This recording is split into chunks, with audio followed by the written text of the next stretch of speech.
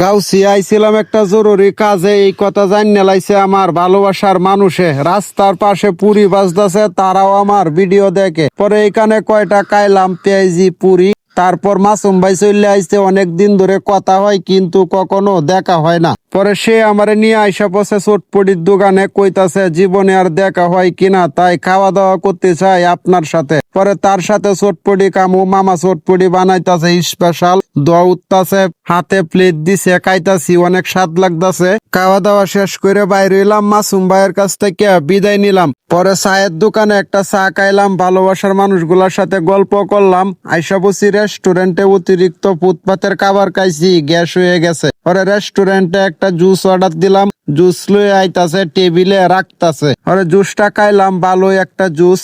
এর আগেও খাইয়া গেছি রয়্যাল রেস্টুরেন্টে, হরে খাওয়া দাওয়া করে বাইরে গেছি। আর এক মিনিটও থাকতে চাই না গাউসিয়াতে, জোর করে খাওয়াইয়া মাইরা লাইবো আমারে। উঠতে গেছি বাসে, বৈশা গেছি সিটে, জামুগা বাড়িতে। ধন্যবাদ সবাইকে।